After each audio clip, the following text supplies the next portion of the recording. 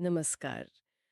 आज हम प्राणायाम पर श्री माँ और श्री अरबिंदो के नज़रिए को थोड़ा गहराई से समझेंगे। हाँ, ये जानकारी हमने ली है श्री माँ की पुस्तिका प्रैक्टिकल गाइडेंस ऑन प्राणायाम से। इसमें श्री अरबिंदो के पत्रों के कुछ हिस्से भी हैं। बिल्कुल। तो अक्सर प्राणायाम को लेकर एक बात रहती है कि ये शक्तिशाली तो है, पर शायद इसमें कुछ खतरा भी है। हाँ, ये बात उठती है। आज हम इसी को समझने की कोशिश करेंगे। बिल्कुल। पारंपरिक चेतावनियां क्या है और श्री माँ का अभ्यास की नियत और तरीके पर क्या जोर था, है ना? चलिए शुरू करते हैं। हाँ, ज़रूर। देखिए, स्रोत तो यही बताते हैं कि प्राणायाम में बहुत क्षमता है, अपार, हम्म। लेकिन सावधानी ज़रूरी है। अच्छा। बिना सही समझ या मार्गदर्शन के इसे करना, उसमें कुछ जोखिम हो सकते हैं। श्री अरबिंदो ने इस पर काफी जोर दिया है। हाँ, हाँ, मैंने भी पढ़ा। श्री अरबिंदो की चेतावनियाँ तो काफ़ी सीधी हैं। वो कहते हैं कि अगर प्राणायाम गलत तरीके से किया, मतलब बिना तैयारी के, हाँ, लापरवाही से। तो ये नुकसान कर सकता है। सिर्फ शारीरिक नहीं, है ना? नहीं, सिर्फ शारीरिक नहीं। उन्होंने वो rising of the vital forces वाली बात कही है, जैसे वासना, अहंकार या गलत दिशा में गई हुई शक्ति। अच्छा। और एक और बात, वो अवचेतन संस्कारों का जागृत होना। हाँ, उनका एक कथन है अंग्रेजी में, Pranayam is a very powerful thing, but if done haphazardly, it may lead to the raising of obstructions and even in extreme cases illness in the body. ये अवचेतन संस्कारों वाला क्या मतलब है? थोड़ा बताएंगे? हाँ, मतलब ये कि अभ्यास करते समय आपकी पुरानी दबी हुई भावनाएं, आदतें या मन की पुरानी परतें, वो सतह पर आ सकती हैं। अच्छा। और अगर साधक उसके लिए तैयार नहीं है, तो वो उसे परेशान कर सकती हैं, राह से भटका सकती हैं। समझ गए। तो ये चेतावनी उन लोगों के लिए ज्यादा जरूरी है जो शायद बिना तैयारी के ही शुरू कर देते हैं। बिल्कुल। बिना सही मार्गदर्शन या मानसिक तैयारी के इस शक्तिशाली अभ्यास में कूदना, वो श्री अरबिंदो उसी के प्रति आगाह कर रहे थे। ठीक है। लेकिन फिर श्री माँ का नजरिया आता है और वो इस डर वाले पहलू को कुछ अलग तरह से देखती हैं। हाँ, ये दिलचस्प है। एक बातचीत का जिक्र है ना, जहाँ कोई हिचक रहा था प्राणायाम करने से, क्योंकि पारंपरिक रूप से इसे खतरनाक माना जाता है। हाँ, हाँ। तो श्री माँ ने क्या कहा? उन्होंने कहा, no, the danger is mainly a thought formation. मतलब खतरा मुख्य रूप से बस एक विचार है। क्या इसका ये मतलब हुआ कि कोई खतरा है ही नहीं? नहीं, देखिए, इसे ऐसे नहीं समझना चाहिए कि खतरा बिल्कुल है ही नहीं। शीमा का जोर इस बात पर है कि खतरा बाहरी चीजों से ज्यादा हमारी अपनी चेतना पर, हमारी सोच, हमारे इरादे पर निर्भर करता है। अच्छा। वो कह रही थी कि डर का जो विचार है ना, वो खुद ही एक रुकावट बन जाता है। उन्होंने अपने और श्री अरबिंदो के अनुभव भी बताए कि उन्होंने ऐसे अभ्यास किए जिन्हें खतरनाक माना जाता था, हाँ। पर उन्हें कोई नुकसान नहीं हुआ।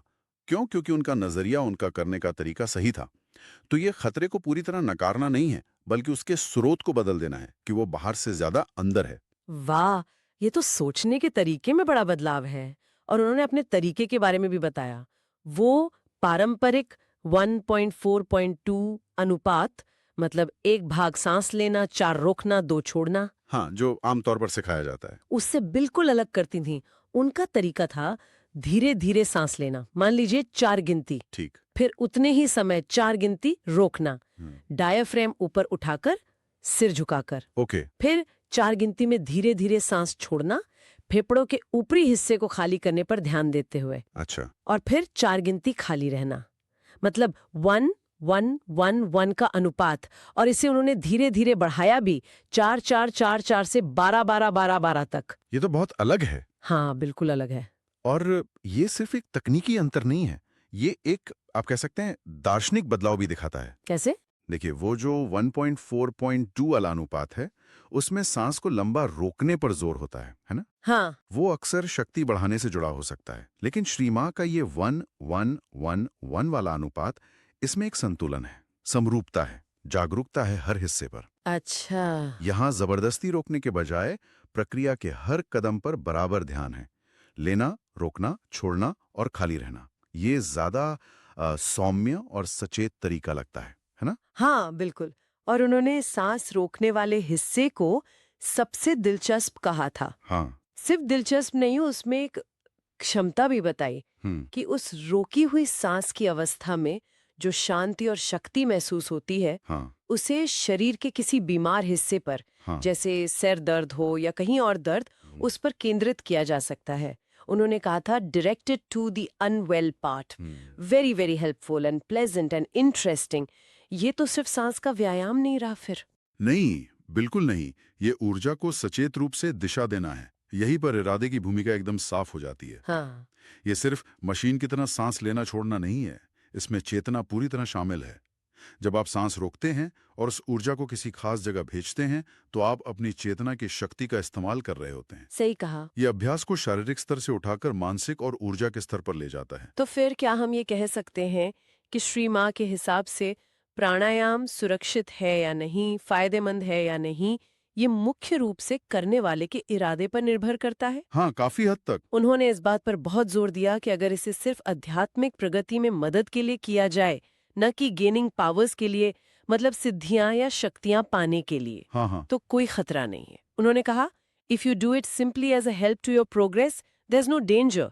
ये शक्तियों को पाने का इरादा इसे खतरनाक क्यों बना देता है? ऐसा क्यों है? ये बहुत महत्वपूर्ण सवाल है। देखिए, जब इरादा शक्तियां पाने का होता है, तो उसमें अक्सर अहंकार जुड़ जाता है। है ना? हाँ, हाँ, मतलब मैं शक्ति प्राप्त करूं। बिल्कुल। व्यक्ति अपनी व्यक्तिगत ताकत या क्षमता को बढ़ाने की कोशिश कर रहा होता है, और ये सीधा श्री अरबिंदो की उस चेतावनी से जुड़ता है, egoism and wrongly directed strength and force. अच्छा, हाँ। ये गलत दिशा में ले जा सकता है, असंतुलन पैदा कर सकता है। लेकिन जब इरादा सिर्फ आध्यात्मिक प्रगति का है, शुद्धि का है, या भगवान के करीब जाने का है, हम्म तो अहंकार पीछे हट जाता है। हम्म अभ्यास ज्यादा शुद्ध होता है, समर्पण भाव से होता है, और यही चीज उसे सुरक्षित और ज्यादा असरदार बनाती है। ये चेतना की गुणवत्ता का सवाल है, आप कह सकते हैं। बिल्कुल सही।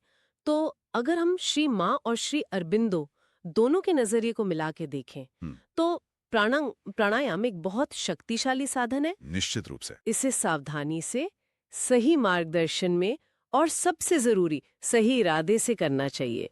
मतलब आध्यात्मिक प्रगति की इच्छा हो, न कि शक्तियों का लालच। हाँ, और वो जो डर वाले विचार हैं, उनसे मुक्त होकर जागरूकता के साथ अभ्यास करना जरूरी है। हाँ, बिल्कुल। और ये हमें सोचने पे मजबूर करता है ना, कि कोई भी अभ्यास हो, चाहे वो प्राणायाम हो या जीवन का कोई और पहलू, उसके पीछे हमारा इरादा, हमारी नीयत, उसके नतीजे और सच में कितना बदल सकती है। ये चेतना और इरादे की शक्ति पर एक गहरा सवाल छोड़ जाता है। बिल्कुल सोचने वाली बात है। धन्यवाद। जय श्री अरबिंदो, जय श्री माँ। जय श्री माँ, जय श्री अरविंद।